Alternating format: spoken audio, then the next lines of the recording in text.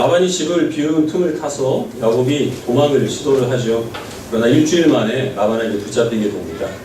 라반은 야곱을 해칠 마음으로 쫓았지만, 그러나 하나님께서 라반에게 야곱을 건드리지 말라고 경고를 하셨기 때문에 다만 라헬이 훔쳐간 자기의 그 우상만을 되찾아 가려고 합니다. 그런데 그 우상까지도 찾을 수가 없었죠.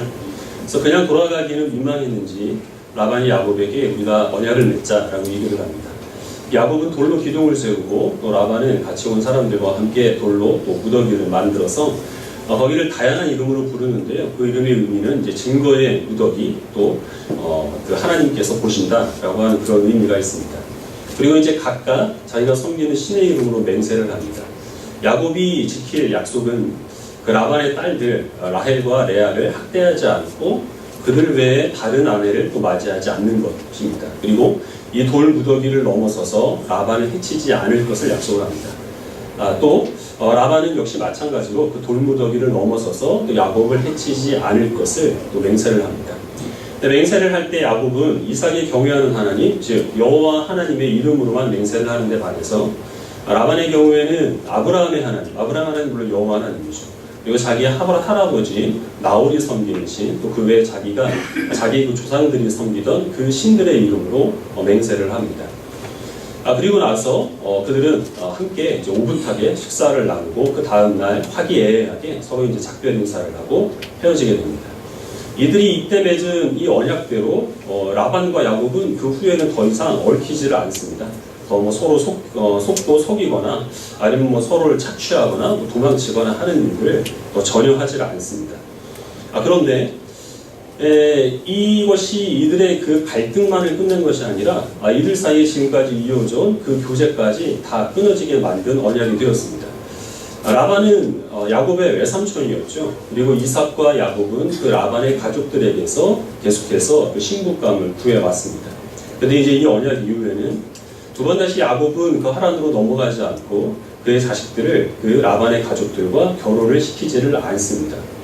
그것뿐만 아니라 나중에 이 라반의 그 후손들은 아람이라는 민족이 되고 또 이 야곱의 후손은 우리가 잘 아는 것처럼 이스라엘 민족이 되는데요. 아람 민족과 이스라엘 민족은 역사 속에서 내내 사이가 좋지 않습니다. 주로 이스라엘이 많이 당하게 되는데 그것이 이제 이때 라반과 야곱 사이에 맺은 그 언약이 계기가 된 것입니다. 근데 이것은 그냥 우연히 일어난 일이 아니라 하나님께서 애초에 의도하신 바입니다.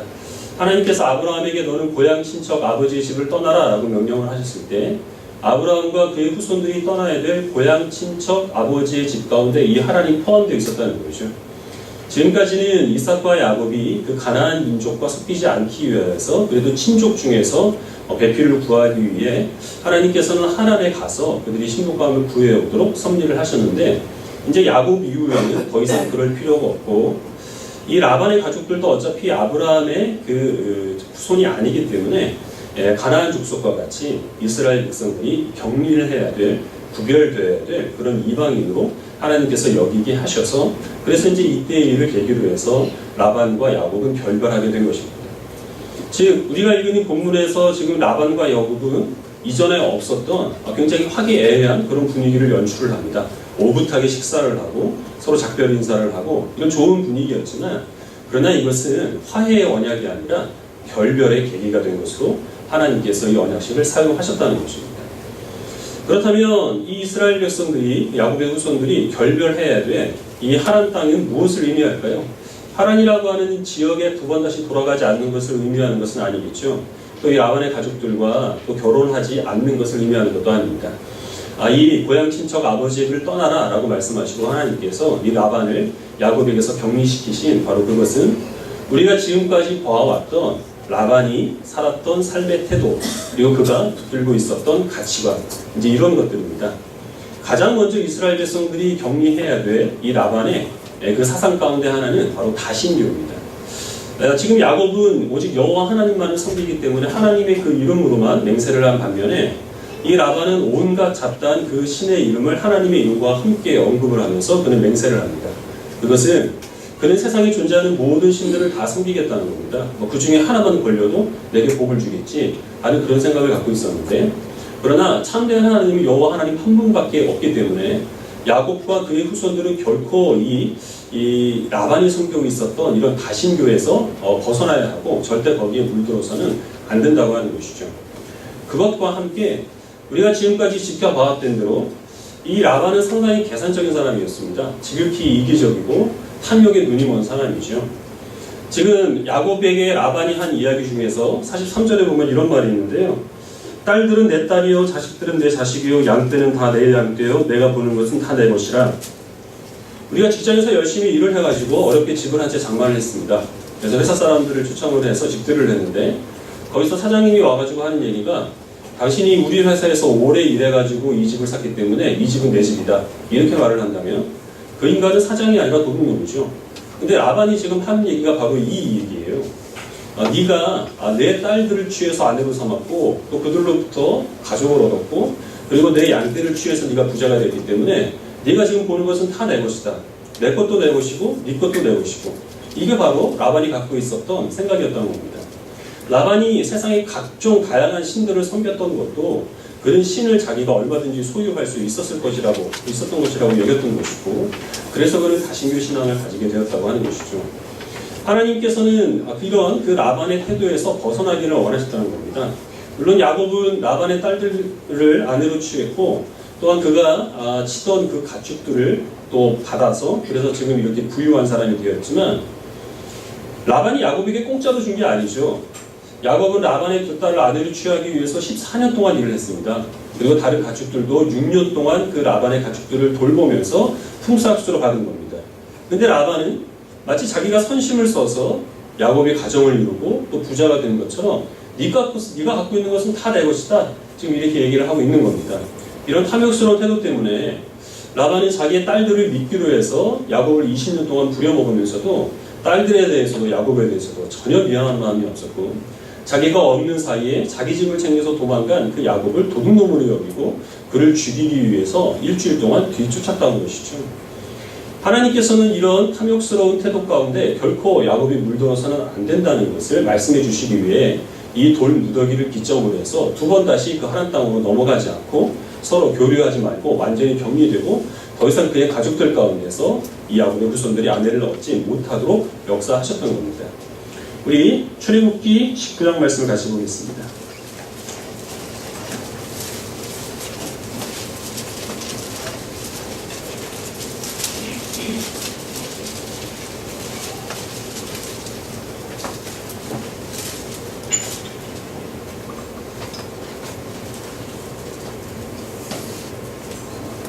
출애굽기 19장 1절을 제가 먼저 읽고 6절까지 교독하겠습니다. 이스라엘 자손이 애굽 땅을 떠난 지 3개월 되던 날 그들이 시내 광야에 이르니라.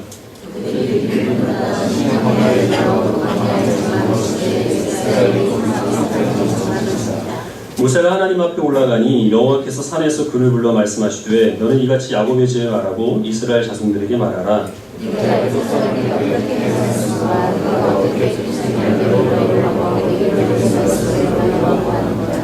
세계가 다 내게 속하였나니 너희가 내 말을 잘 듣고 내 언약을 지키면 너희는 모든 민족 중에서 내 소유가 되겠고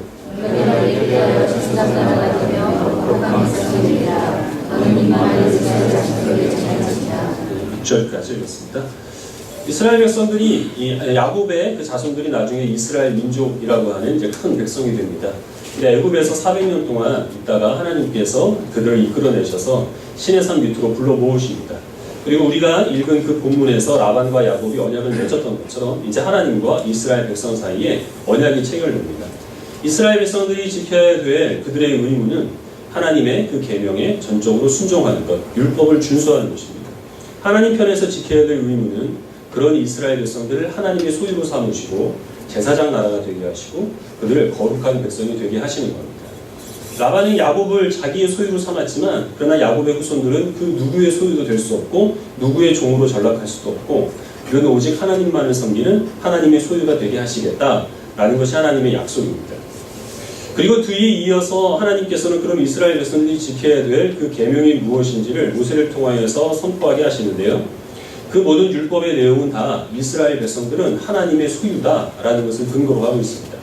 하나님께서 이스라엘 백성들을 소유로 삼으셨고 그래서 이스라엘 백성들이 누리는 가나안 땅이나 아니면 그 땅에서 그들이 얻는 모든 소득들도 이스라엘 백성의 그 수고를 통하여서 그들이 얻은 그들의 것이 아니라 하나님께서 그들에게 허락하여 주신 은혜의 선물이며 그들은 잠시 그것을 맡아 관리하고 있는 청직이라는 사실에 그것을 근거로 하여서 하나님께서는 그 율법을 그들에게 선포하십니다.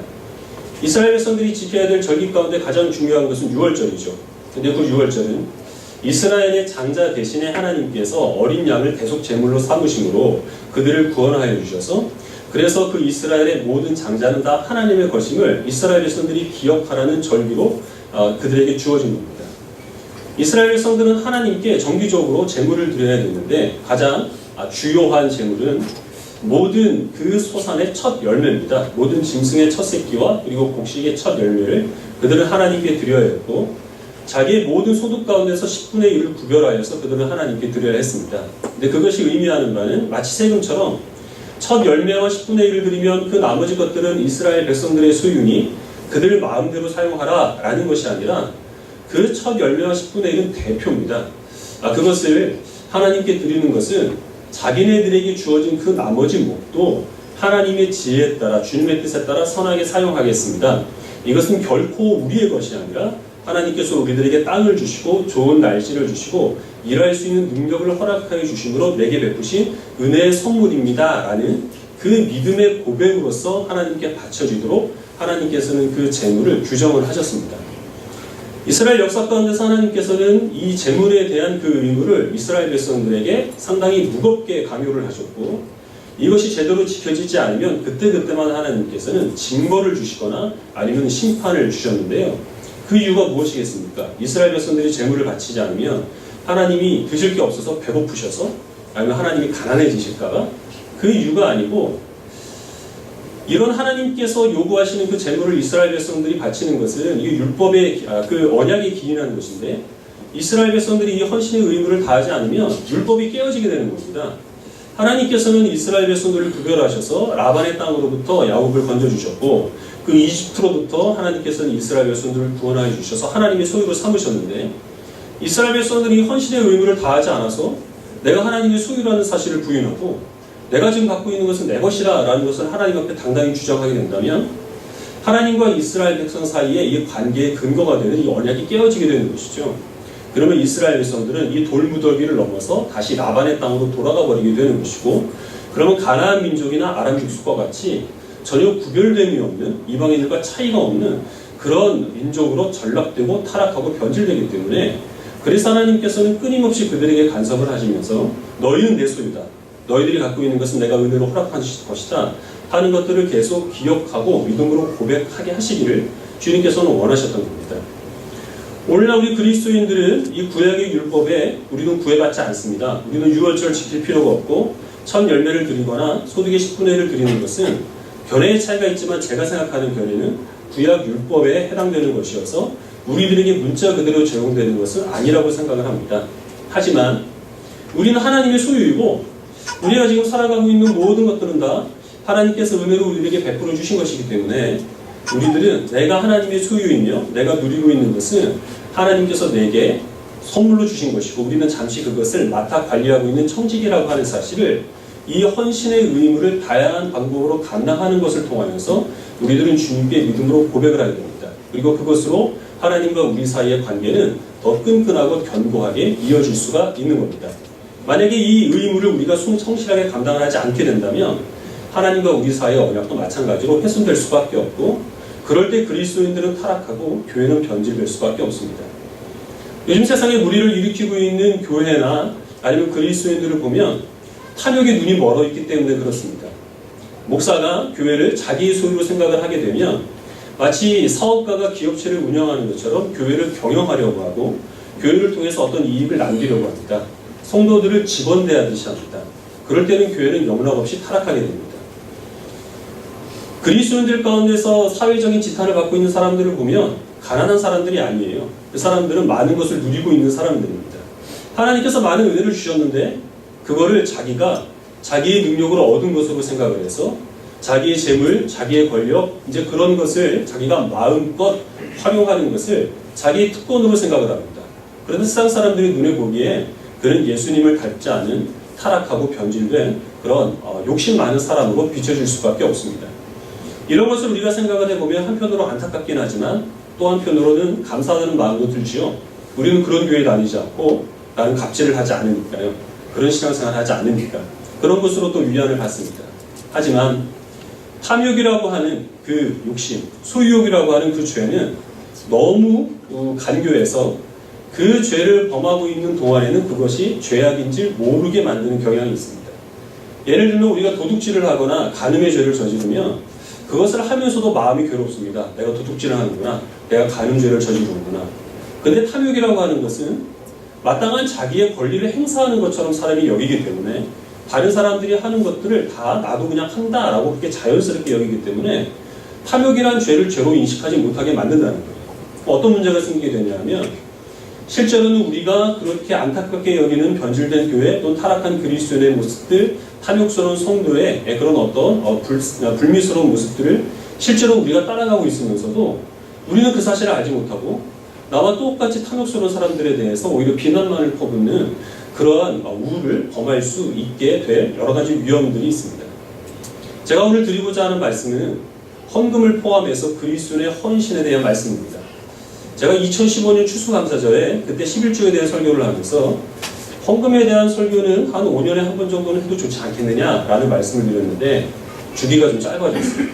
그렇게 된 이유는 헌금이 요구되는 어떤 사업을 교회에서 하기 위해서가 아니라 몇 가지 이유가 있는데 몇몇 분들이 헌금에 대한 설교를 좀 해줬으면 좋겠다라고 요청을 했습니다. 얼마나 은혜로운 일입니까? 보통 성도들은 헌금 얘기 좀 그만했으면 좋겠다라고 하는 게 목사에 대한 바람인데 그런 요구가 있었고 또 지난주에 이제 장학금이 지급이 됐습니다. 장학금을 지급할 때가 되면 항상 이제 기도를 많이 하게 되는데요. 차질 없이 잘 지급될 수 있도록 광고 시간에 그 장학금 혜택을 받는 학생들한테 당부하고 싶은 말이 있었는데 그게 이제 오늘 본문의 내용과 겹치는 것이 있어서 겸사겸사 설교를 통해서 좀 이것을 전달했으면 좋겠다 하는 그런 생각에 헌금을 포함한 헌신에 대한 그 설교를 2년 만에 또 다시 하게 됐습니다. 그렇다고 해서 잘 아시다시피 헌금 잘 하시면 로또에 당첨된다든지 아니면 11조 똑바로 안 하면 벼락 맞는다 이런 얘기는 늘 그렇듯 하지 않을 테니까 여러분들이 주의 깊게 들으시고 지혜롭게 잘 판단하셔서 불필요한 오해는 하지 않으셨으면 좋겠습니다. 이건 근본적인 믿음에 대한 말씀입니다. 요즘에 전통적인 교회의 형태에서 벗어난 다양한 교회들이 많이 등장을 하고 있는데요. 교회 내부를 카페처럼 꾸민다든지 아니면 예배가 이렇게 말씀 중심으로 이루어지는 예배가 아니라 다양한 문화 행사나 아니면 토론으로 이어지는 그런 예배를 또 진행하는 교회들이 많이 늘어나고 있습니다. 그런 교회를 담임하시는 목사님들은 주로 젊은 사람들을 목표로 삼습니다. 젊은 사람들이 교회에서 많이 이탈을 하고 있기 때문에 이제 그들에게 복음을 전하고 또 그들을 양육하기 위해서 그런 기존의 교회에서 탈피한 교회로 그렇게 많이 형태를 바꿔나가는 것이죠. 근데 이제 그런 교회들이 대체적으로 안고 있는 문제점이 있는데요. 무엇이냐면 재정의 부족입니다. 건물 임대료는 날마다 치솟고 있는데 그런 교회를 다니는 대체적으로 젊은 세대의 그리스도인들은 좀처럼 헌신을 하려고 하지 않습니다. 확실히 오늘날 청년 세대는 그들의 부모 세대에 비해서 헌금을 잘하지 않습니다. 헌금뿐만 아니라 봉사도 잘 하려고 하지 않습니다. 성경에 대한 관심도 없어서 예배 끝나면 집에 가기 바쁘고 그들은 교회의 어떤 혜택을 누리기를 원하지 교회에 대해서 책임지려는 마음은 거의 없습니다. 우리 교회 청년들 말고 그 교회 청년들 얘기하는 거예요. 움찔하지 마시고. 그렇기 때문에 그런 교회를 어떤 청년들에 대한 사명을 가지고 이제 뛰어든 그런 목사님들은 현실적인 벽에 부딪히게 되고 그래서 다양한 방법을 모색을 하게 되는데요. 몇 가지 방법이 있습니다. 첫 번째는 이제 말씀드린 것처럼 교회를 카페처럼 꾸며놓고 주일에는 거기서 예배를 드리지만 평일에는 영업을 하는 거예요. 그렇게 해서 영리 목적으로 그 공간을 사용하고자 하는 것인데 정상적인 카페도 흑자를 내기 어려운 게 요즘 세상입니다. 목사님이 타주는 커피를 누가 마시지 못했어요. 적자가 안 나면 다행이죠. 또 어떤 경우에는 학교 강당과 같이 이제 주일에만 쓸 수 있는 그런 건물을 임대료 부담 없이 빌려서 사용하는 교회도 있었고 그래도 되지 않으면 이제 목사님들이 대리운전 같은 아르바이트를 뛰어서 그래서 이제 생계를 해결을 하게 됩니다. 저마다 어떤 방법은 될 수 있겠지만 문제는 여전한데 그렇게 되면 교회가 성장할 수 있는 기회는 많이 잃어버릴 수밖에 없습니다. 그리고 그보다 더 본질적인 문제, 믿음은 드러내서 나는 것이고 그리고 목사님들은 목회에 전념을 해야 그래야 설교가 충실해지고 성도들을 돌볼 수 있는데 목사가 목회에 전념을 하지 못하게 되다 보니까 설교는 질이 떨어지게 되고, 그래서 말씀을 통해서 이루어지는 양육은 좀처럼 기대할 수가 없게 되는 거죠. 그런 교회들은 또 대부분 어떤 지역사회에 기여하거나 이런 사역들을 활발하게 펼치게 되는데요. 겉보기에는 그럴듯한데 그 안을 들여다보면 별다른 내실은 없는 그러한 상태에 머물러 있는 것이 태반입니다. 그리고 그런 교회를 다니는 사람들은 상당히 어떤 비파적인 성향들을 갖고 있습니다. 젊은 사람들이 요즘 대부분 그렇죠. 그래서 모이며 기성교회, 또 기존 자기 부모 세대의 그런 그 교인들의 신앙생활을 했던 모습들에 대해서 비판을 쏟아내는 경우가 많이 있습니다. 요즘 교회들은 왜 다 교회 같지 않고 회사 같느냐? 목사님이 아니라 무슨 사장님 같다. 기존 성도들이 갖고 있는 신앙은 다 기복신앙이고 그들은 건전하지 못한 그런 신앙을 가지고 있다. 이런 것을 가지고 활발하게 비판을 합니다. 물론 그 비판이 타당할 경우가 많이 있습니다. 당연히 교회 재정을 가지고 부동산 투기를 하는 목사님이 있으면 그 사람은 욕먹어야 됩니다. 그리고 새벽 기도를 열심히 갔다 와서 그 다음에는 공감병들을 종처럼 부려먹고 냉장고를 필요도 없는데 9대씩이나 갖고 있는 그런 분장성이 있으면 당연히 그 사람은 비난을 받아야 됩니다. 그런데 그렇게 그들이 비난하는 그들의 모습과 하나님께서 그들에게 말씀하신 그 헌신의 의무를 다하지 않는 그 젊은 세대의 모습이 그들 자신이 보기에는 나는 그와 다르다 하는 것을 가지고 스스로 만족스럽게 여길 수는 있겠지만, 혹시 하나님께서 보시기에는 물질의 노예가 되고 그리고 자기의 탐욕가 노예가 된, 그래서 라반이 살았던 그 하란 땅에서 그들이 붙들고 있었던 풍습을 쫓았다는 그런 면에 있어서는 전혀 차이가 없는 사람으로 하나님께서 혹시 보시지는 않을지 그것을 두려워해야 될 필요가 있습니다. 특히 젊은 세대들은 그 부모님 세대에 대해서 많은 빚을 지고 있습니다. 지금 청년들은 그들이 주일학교 때, 유초등부 시절에 그때쯤 교회가 주일학교에서 어린아이들이 너무 급격하게 이제 줄어드는 것 때문에 많은 고민을 하게 됩니다. 그래서 모든 교회는 아니겠지만 대부분의 교회들은 그 아이들에게 교회의 모든 역량들을 집중을 합니다. 교회에서 헌신적인 그런 일꾼들을 주일학교 교사로 투입을 하게 되고, 교회의 어떤 사업 계획을 세우면 주일학교 중심으로 해서 세우고 또 재정도 거기에 집행될 수 있도록 또 많은 노력들을 기울여 왔습니다. 그 혜택을 입은 사람들이 오늘날 청년 세대고 젊은 세대인데, 이제는 그들이 기성 세대가 되어서 자기의 다음 세대에 대해 그 헌신의 의무를 다하게 될 때에 자기들을 위하여서 그토록 헌신하고 기도한 그 부모 세대를 비판을 하고 그 의무를 다하지 않는 것은 그리스도인을 떠나서 사람이 보기에도 합당하지 못한 모습이면 분명하다는 거죠. 물론 오늘날 젊은 세대들 바쁘죠. 돈 쓰는 일도 너무나 많이 있습니다. 사회가 불안정하기 때문에 되도록이면 많이 갖춰놔야 안심이 되는 게 사실입니다. 하지만 냉정하게 얘기를 해서 저희 부모님 세대가 훨씬 더 삶에 쫓겼고 그분들이 훨씬 더 하루하루를 먹고 살기에 바빴던 그런 시대를 살았습니다. 그럼에도 불구하고 우리 부모님 세대의 그리스도인들은 수입이 생기면 그 가운데서 10분의 1은 손대지 않았습니다. 왜냐하면 그건 당연히 하나님의 것이기 때문에 먼저 그걸 떼어놓고 나머지 것들을 가지고 쪼개서 자기의 쓸 것들을 이제 쓰는 그 지혜를 발휘했던 것이 우리 부모님 세대들이고, 지극히 사소한 것이라도 감사한 것이 있으면 절대 그냥 넘어가지 않았습니다. 물질로 감사를 표현하지 그럴 형편이 되지 못했으면 그 육신의 수고를 통해서도 어떻게든지 그 감사를 표현하기 위해서 힘썼던 분들이 바로 우리 부모님 세대의 신앙이었습니다. 물론 그분들의 그 모습이 다 건전한 그런 동기를 가지고 이루어진 것은 아닐 것이고 많은 부작용들이 있기 때문에 우리가 그 모습을 다 따라야 된다? 저는 결코 그것을 여러분들에게 말씀드리지 않습니다. 그럼에도 불구하고 그분들의 그 헌신은 내가 지금 누리고 있는 것은 다 하나님의 은혜로 비롯된 선물이라는 사실을 알아. 내가 하나님의 소유이기 때문에 주님께서 소유 삼으신 백성은 하나님께서 책임져 주신다는 그 믿음으로 헌신을 하는 것이고, 하나님께서는 그 헌신을 귀하게 받아주셨습니다.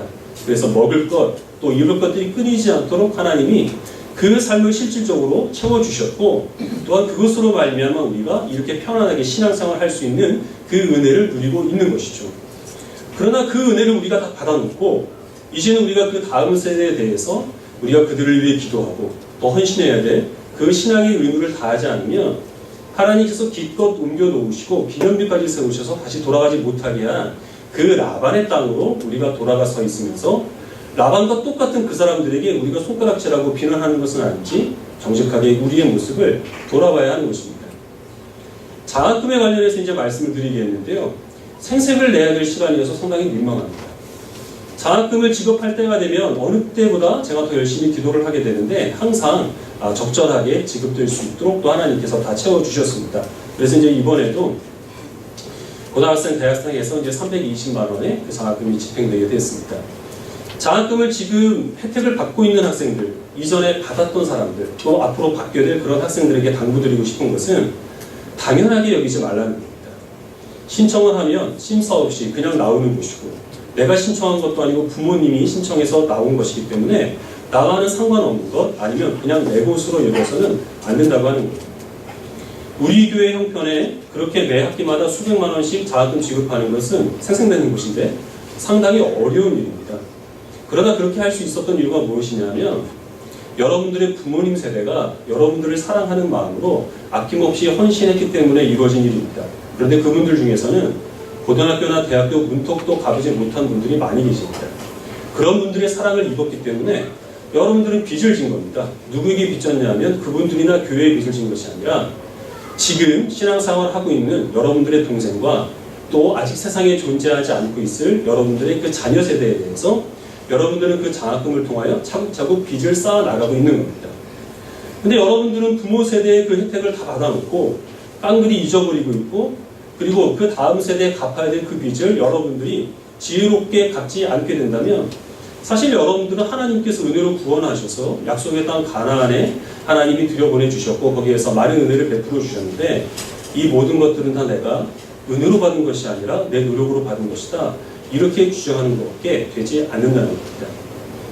하나님께서는 11조에 대해서 말라기에서 그것을 시험해보라 라고까지 말씀을 하셨습니다.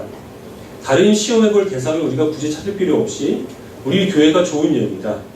이것도 생생되는 것이어서 굉장히 민망한데요. 재작년 추수감사절 때 말씀을 드렸던 부분입니다.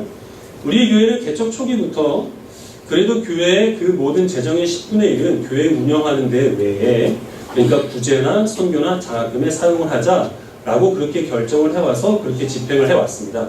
지금은 약 20% 정도 또 그렇게 사용을 하고 있습니다. 다달이 월세를 부담해야 되는 교회 형편에서 그건 굉장히 어려운 일인데 그래도 우리는 당연히 우리 교회가 하나님께 드릴 11조라는 생각에서 그런 정책을 세워왔고 또 지금까지 이 차질 없이 그것들을 잘 이행을 해왔습니다. 그 결과 우리 교회가 재정적으로 어려움 겪은 적은 한 번도 없습니다. 그리고 개척 초기에 조금 빚이 있었지만 1년 안에 다 갚았고 지금은 교회가 빚이 하나도 없습니다. 물론 쟁여놓고 있는 것도 전혀 없긴 한데요. 이 모든 것들은 다 빚을 지지 않도록 그 재정을 지혜롭게 집행하신 그 재정을 맡으신 분들의 그 공로이기도 하지만 또 한편으로는 하나님께서 내게 모든 것들을 허락하여 주셨고 하나님이 소유 삼으신 주의 백성들은 하나님께서 책임져 주실 것이며 내가 지금 관리하고 있는 것들은 모두 다 하나님의 것이다 라고 그것을 여겨서 제가 특별히 헌금에 대해서 한 번도 강조하지 않았지만 이 헌신의 의무를 성실하게 감당하신 여러분들을 하나님께서 기쁘시게 받으셨기 때문에 이 교회를 복주신 결과라는 사실을 우리는 믿어 의심치 않아야 하는 것입니다. 교회가 처음부터 그렇게 나가고자 할 것은 분명히 모험인데 그러나 그 모험이 하나님의 섭리 가운데 있으면 그것은 믿음이 됩니다.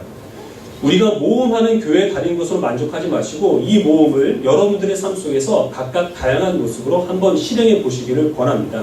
하나님께서는 반드시 주의 백성들을 책임지시고 하나님의 소유 삼으신 주의 백성들의 그 모든 필요들을 다양한 방법으로 채워주신다는 사실을 주 앞에 헌신하는 모습을 통하여서 정말 하나님의 말씀 그대로 시험해 볼 수 있는 그런 성도들이 되시기를 바랍니다. 세상이 점점 더 험해지기 때문에 당연히 우리들은 많은 것을 가지고 있어야 그래야만 마음이 안심이 되는 그런 시대를 살아가고 있습니다. 그러나 하나님께서는 우리를 라반의 땅에서 가나안으로 옮겨주셨고 거기는 넘을 수 없는 그런 경계선이 있습니다. 우리가 진정으로 이 험한 세상을 안심하며 살아갈 수 있기 위해서는 탐욕에 붙들리며 내가 얼마나 많은 것을 가져야 하는가 여기에 소망을 두며 살아가는 삶이 아니라 우리를 인도하신 하나님의 약속을 믿으며 주의 그 품 안에 머물 때에 비로소 우리들은 평안을 누릴 수 있다는 사실을 기억하시고 주님의 약속 안에 항상 머물러 있는 주님이 기뻐하시는 성도들이 되시기를 주님의 이름으로 축원합니다. 기도하겠습니다.